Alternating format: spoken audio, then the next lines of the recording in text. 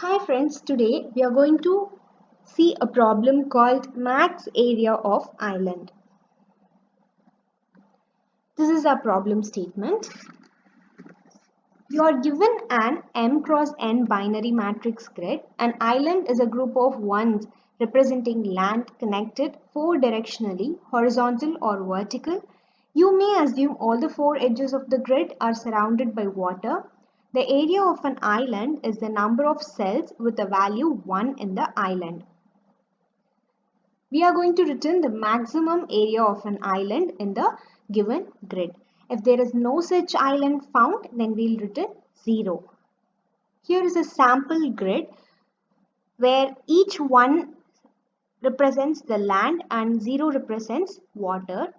There are totally 3 group of islands here, and out of them the maximum area of an island is 3 here. Let's look at the algorithm. I've used the depth first search algorithm to find the maximum area of the island. This is the algorithm. We assume that we are given an undirected graph G with vertices V and edge E. Also an array called visited, which is initially set to 0. Our goal is to visit all the vertices that are reachable from the vertex V. Initially, we mark the vertex V to be visited, and then we iterate to all the other vertices that are reachable from the current vertex and mark them as visited. Now let's see the code snippet. This is a code snippet in Java. I've actually divided the code into two portions. One you can see here right now is the first portion.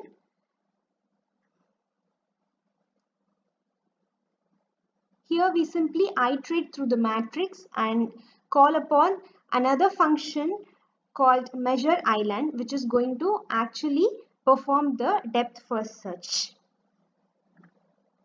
This is the function called measure island, which will perform the depth first search and return us the actual area of each island. Let's assume we are given a sample input of 1, 0, 1, 0, 1, 1 as the grid, for which our output should be 3. Since the maximum area of the island in the grid is 3.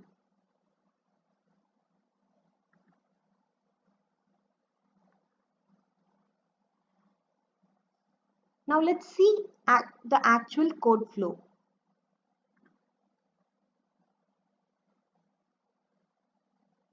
At first, we create a variable called max area and initialize it to 0.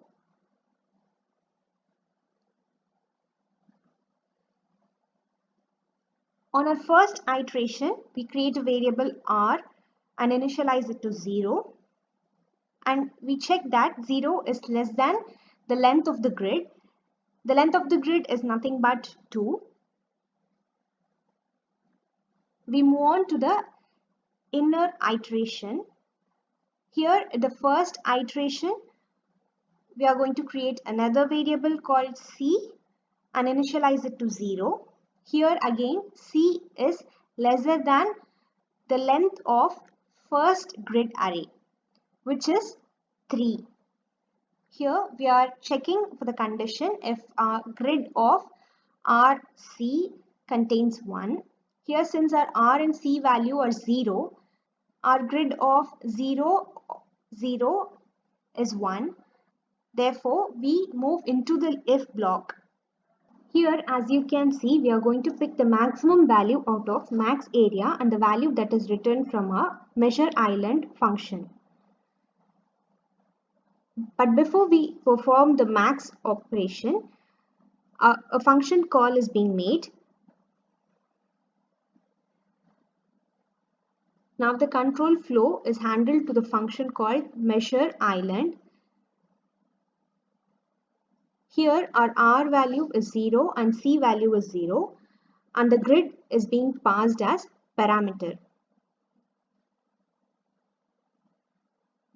At the very first, we are going to check our R value and C value, whether they are ranging within 0 and the length of the grid.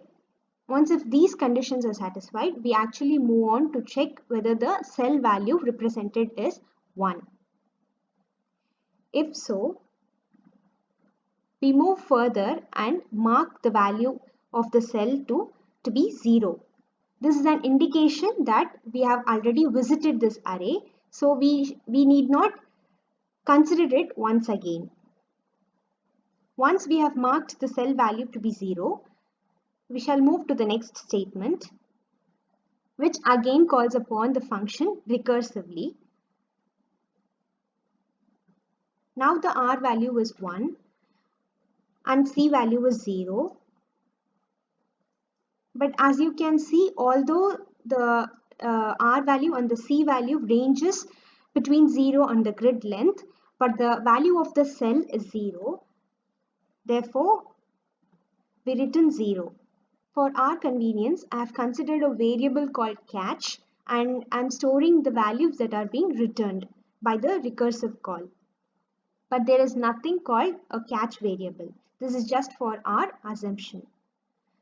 Now we move upon to make the second recursive call. Here we are just going to increment our C value. Once again, upon checking, we find that the cell does not contain 1. Therefore, we tend to return 0. Again, we make another call, now with our R value decremented by 1.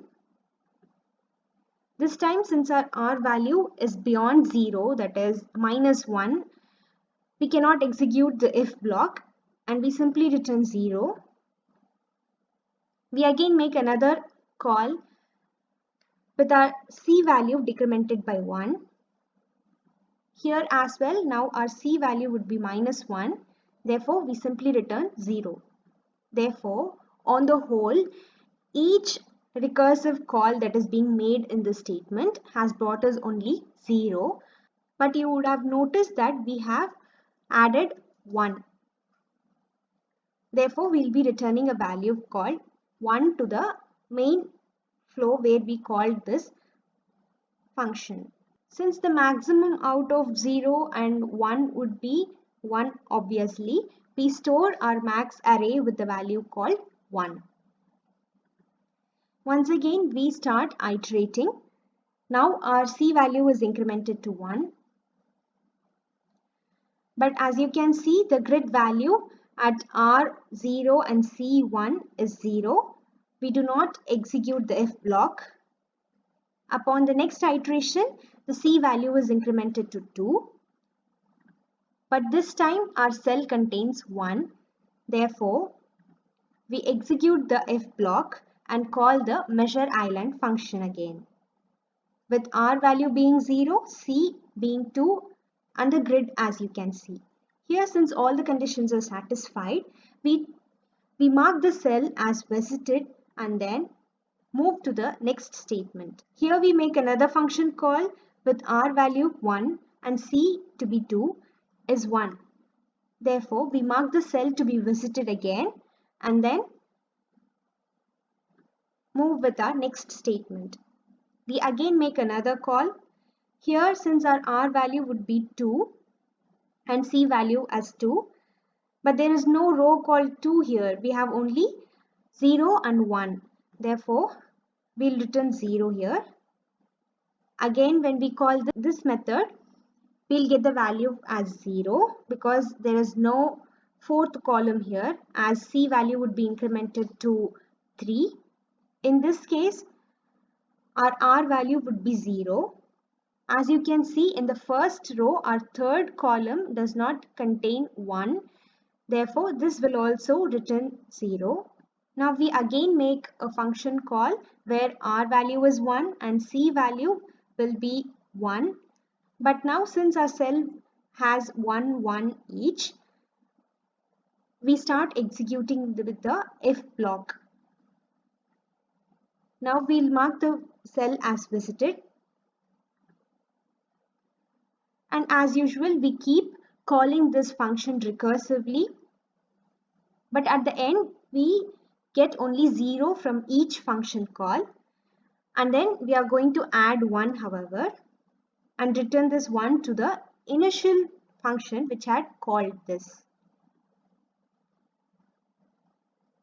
Our return value would be 2 since we have got 1 from our last measure island function call and we have added one more 1. And we return the whole to our max array which had called this function, and now our value would be 3. After the recursive function calls, we would have got 2 as the total sum from our recursive calls, along with which we'll add 1 and return 3 to the main function that had called this measure island function. Therefore, now our max value would be updated to 3. Our previous max area value was 1, but since 3 is greater than 1, we assign our new value to the max area variable. After this, we keep iterating till our conditions fail. I've skipped those portions here. And at last, we would end up executing the return statement where we are going to return our max area variable, which is 3. Here, our time complexity is order of R into C, where R is the number of rows and C is the number of columns of our grid array. And the space complexity is order of R into C again. This is because the space used by the call stack during our recursion is order of R into C. Now it's your turn. Now it's your turn to find the maximum area of the island for the given grid.